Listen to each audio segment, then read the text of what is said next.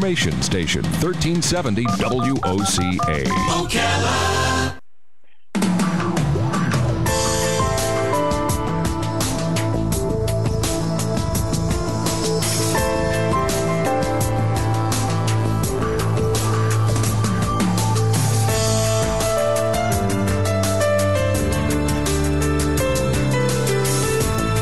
All right, 5 minutes after 10 o'clock. Thank you for tuning in this morning. Today is the National Day of Prayer, by the way, and here in Ocala, we do have an event that started at 7 o'clock this morning and is running all the way through 7 o'clock this evening on the square downtown in Ocala. And if you want to go to, like, the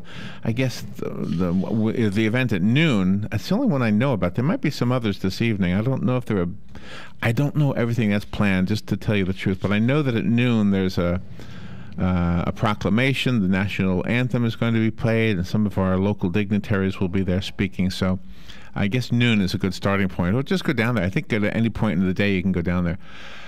So religion is on our minds. We keep thinking about it. This morning we had this discussion about some of the prayer miracles that you can read about, like in Reader's Digest, etc. Elaine Stienon is on the phone. She's an historian. She's a member of the Community of Christ Church. She's active in the Mormon History Association and the John Whitmore Historical Association.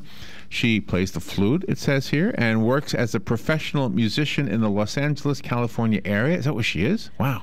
Got up early to be with us.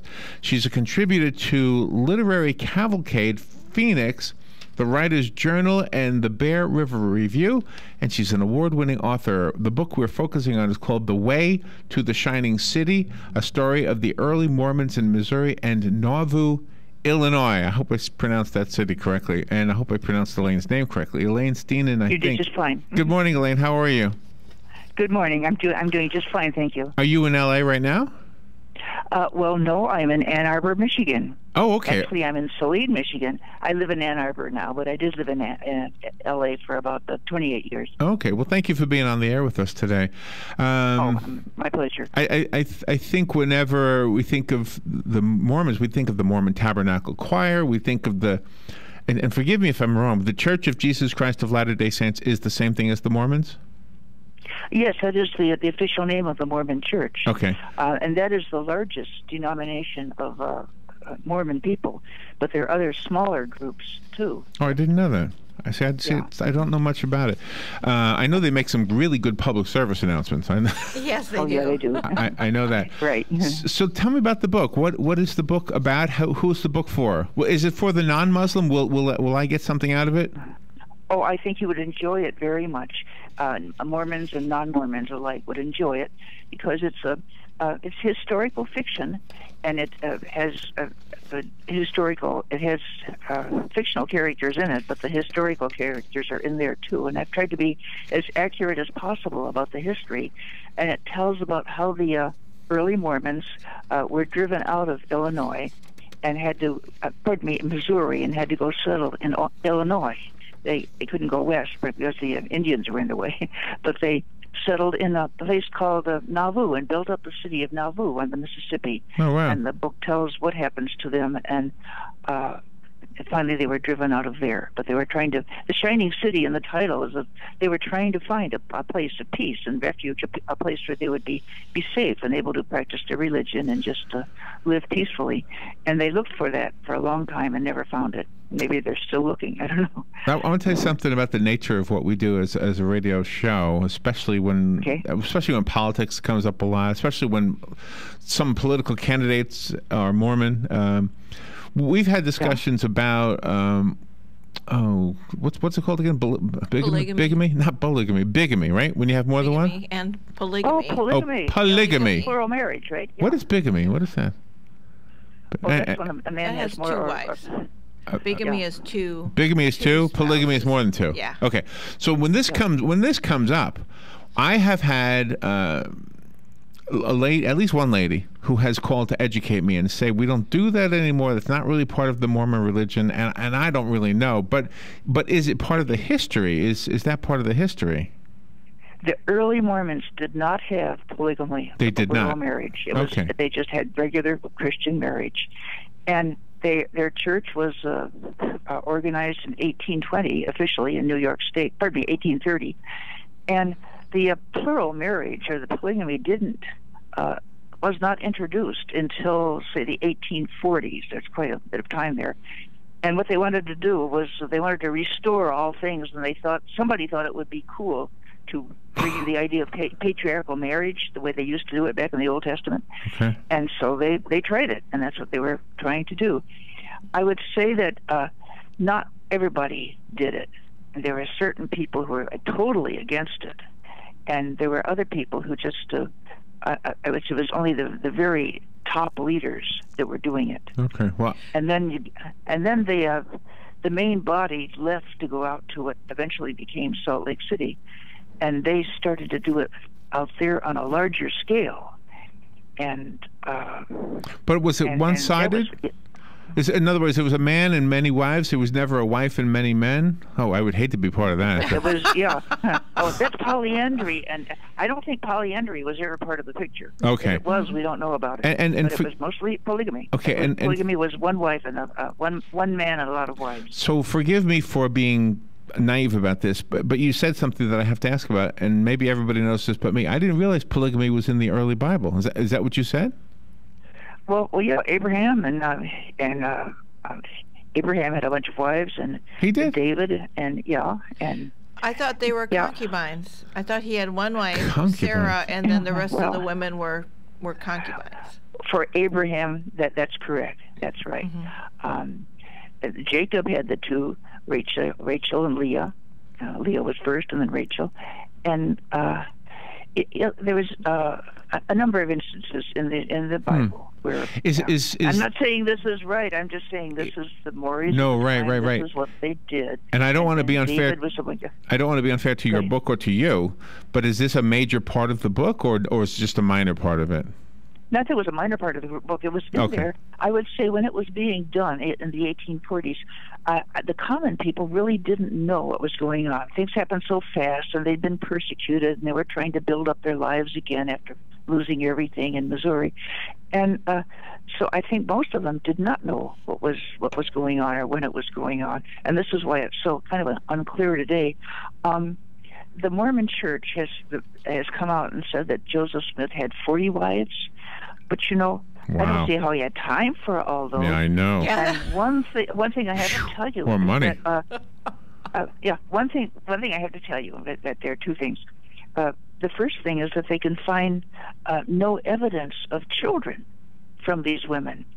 And Joseph had one legal wife whose name was Emma Smith, and they have taken the DNA from the known descendants of Joseph and Emma, and they've compared it with the DNA of descendants who claim to have been descendants of Joseph Smith, and they cannot find a match. Now, this perhaps they will in time, but to this date, as far as I know, they have not found a match for any other children. And so all I can say is, where are the kids, Exactly. And they were doing something back then.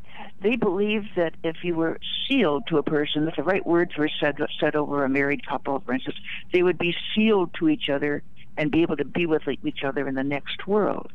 And so I think what Joseph was doing, if he did this 40 times, he was sealing himself to the women, to the families.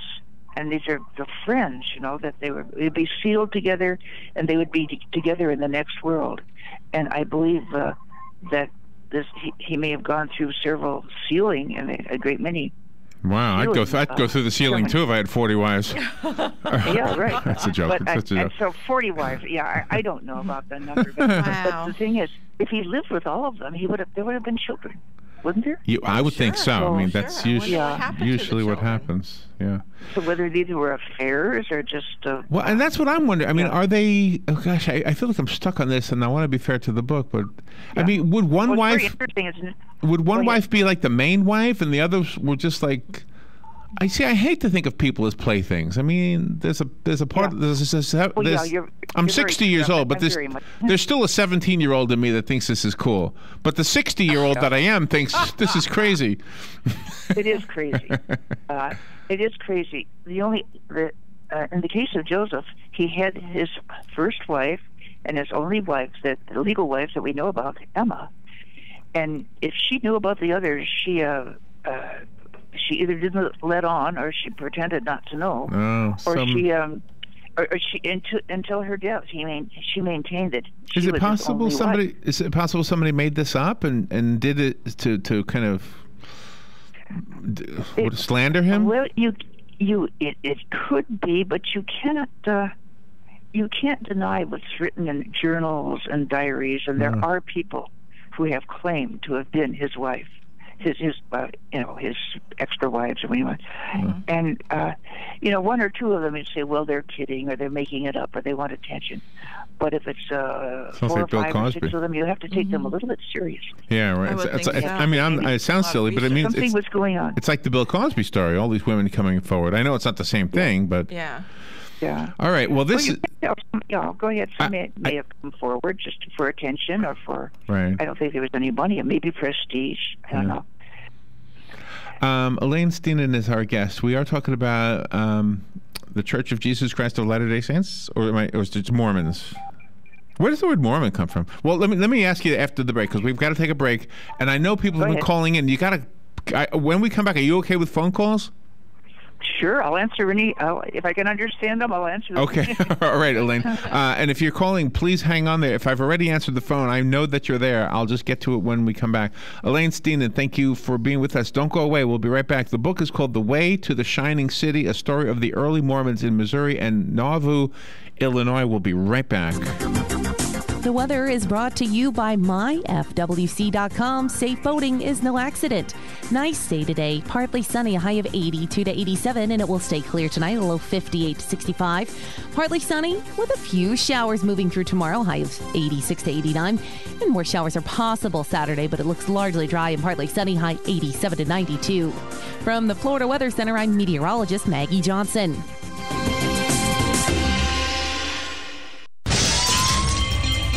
Hi, I'm Seth with AA Lock, Dock, and Security. Have you ever thought about the locks or security on your house or business? Have you ever wondered why the keys to your new car cost so much? Well, at AA Lock, Dock, and Security, we can help with securing your valuables. We can even replace those expensive transponder keys. We can give you the knowledge that no one else will. Call AA Lock, Dock, and Security at 867-1965. That's 867-1965.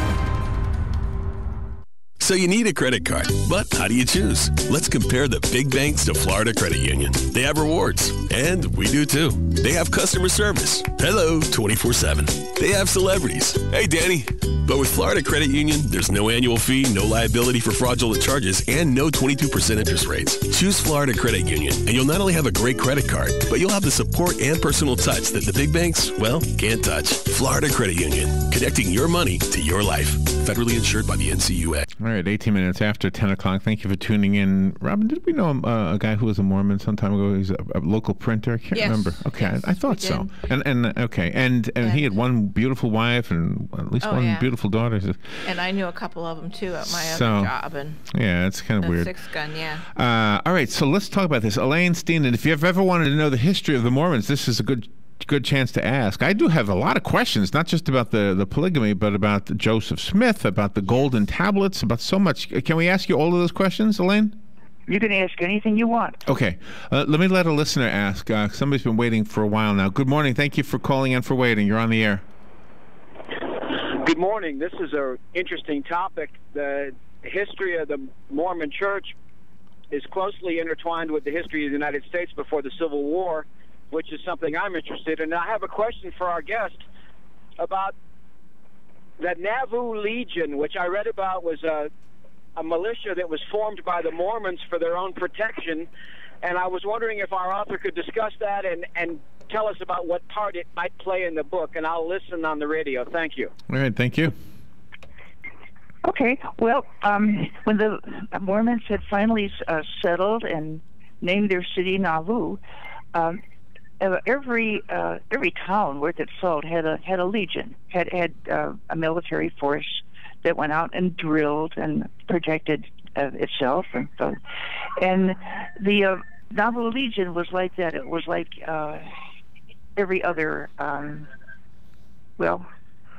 civic organization. Okay.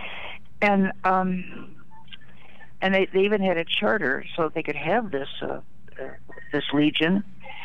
And as far as I understand, if you lived in Nauvoo and if you were an able-bodied man, you had to participate in the Legion. You had to do the drill, and you had to practice with them. And they had an infantry, and they also had a cavalry. And so you could choose which one you wanted to be in. And if you had a horse, you'd probably join the cavalry. And this Legion would parade when they for occasions like the 4th of July and for the dedication of certain buildings. And it was, and people liked to join it. It was the in thing to do. And I guess it got bigger and bigger and began to alarm the people around, the people that weren't Mormons. But as far as I know, it was just an ordinary civic militia. Okay. Wow, fascinating. Is there anything in the Bible, the non-Mormon Bible, that said, and I've been told this. I've been told that there's something in the Bible that says Jesus said he had to go other places, and that's how Joseph Smith's discovery makes sense to everybody, because Jesus said, I have to go somewhere else now. Is that? He said, other sheep I have that you know not of. And yes, this is a favorite scripture that's quoted when because the Mormons believe that, that Jesus came to America and visited the people there. And the people that were here on this continent were a remnant of the House of Israel that had managed to build boats and come here. Oh, and where were they living at that time? Were they living where Joseph Smith found those golden tablets? Or no. No, we don't know. This was in the past. They might have been Maya. Nobody really has specified which people were these Book of Mormon people, and but the ones that came to this country from Israel, and there might have been just a few of them who met with other people that were already here and intermarried with them, and I don't believe anyone has specifically said this was this was a city of Nephi, and this was the city Bountiful, and that sort of thing. We just don't know. They have not discovered it yet. Well, excavation is going on all the time, and it's kind of hard now with the all the stuff going on in Mexico now. But eventually they will, I believe, find something and find.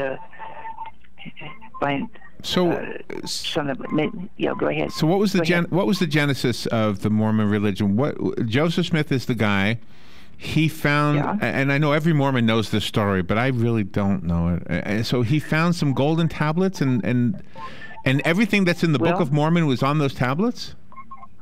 Well, what happened was that Joseph Smith, when he was a young boy, around 14 years old, he went to some revival meeting, and he was very much impressed and wanted to join one of the churches, but then the three denominations that were running this revival meeting started fighting among each other, and he was very dismayed, and he went out to ask, reportedly pray and ask God which church he should join.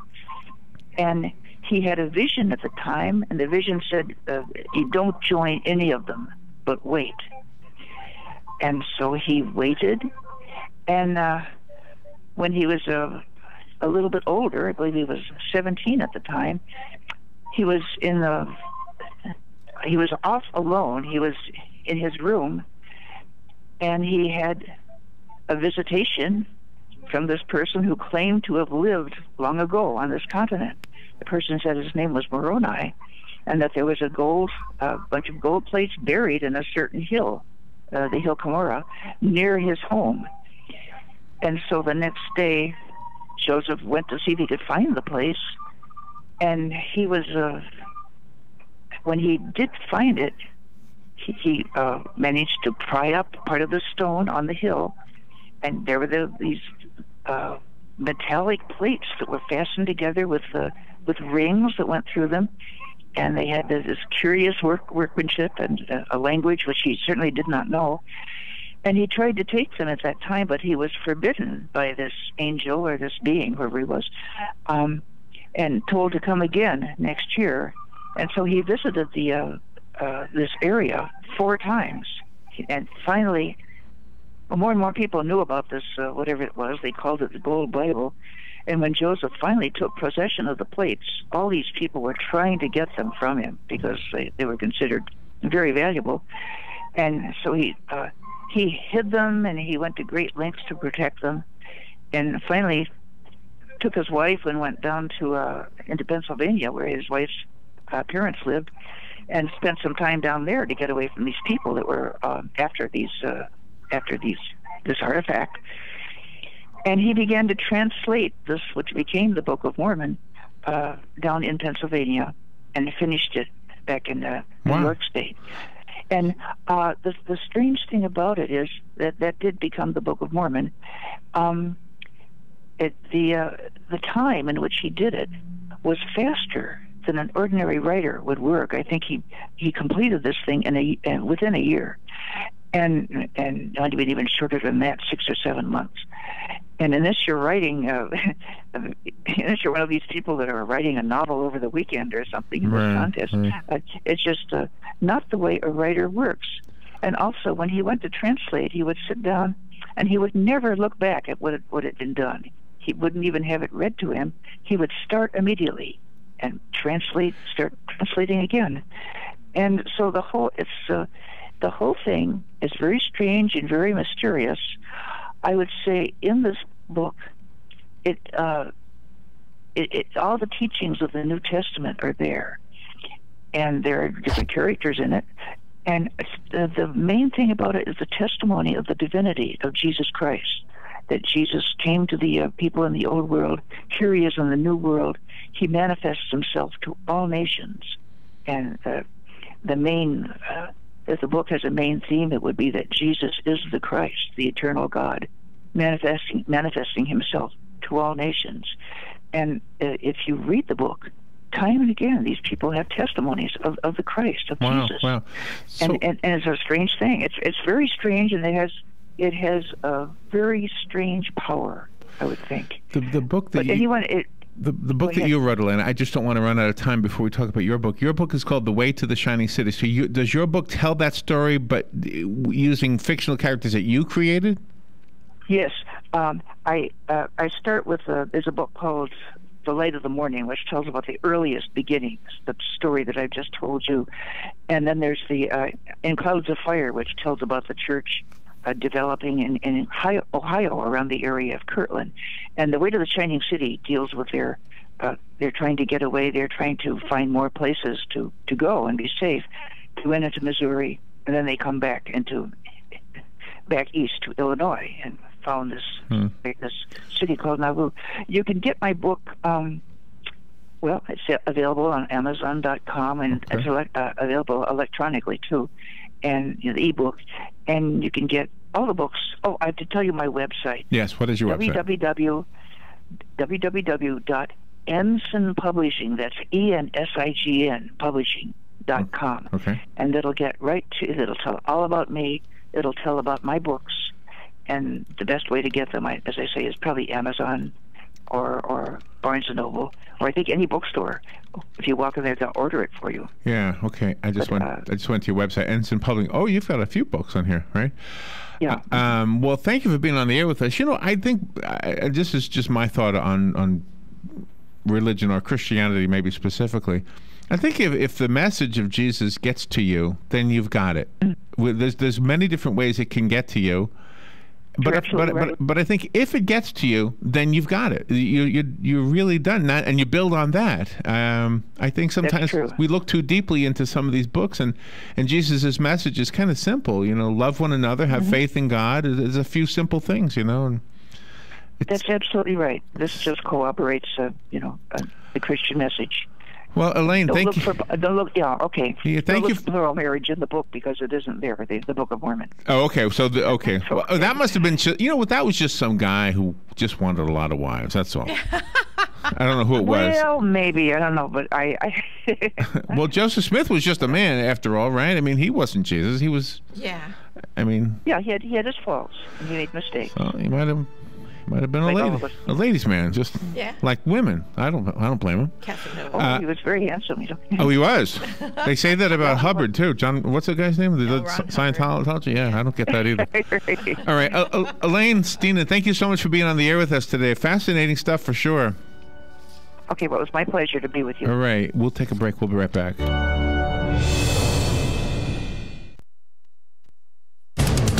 Fox News Radio, I'm Lillian Wu. They're surveying the tornado damage in many Midwestern states this morning, including hard-hit Oklahoma. The cleanup process has started here at Bridge Creek. Not only are we dealing with homes, but many businesses. We know that the undersheriff here in Bridge Creek says that at around 200 homes were destroyed from this storm, and we're hearing reports as many as 1,500 to 2,000 homes that were damaged from last night's storm. KOKH reporter Danielle Dunn in Bridge Creek. Saudi Arabia says it'll attempt a 5-day humanitarian ceasefire in Yemen. The ceasefire must be agreed upon by the rebels. Tehran denies backing them. Fox Radio's Jessica Gallagher.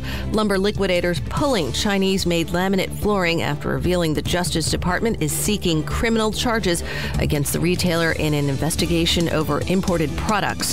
Fox News. We report, you decide.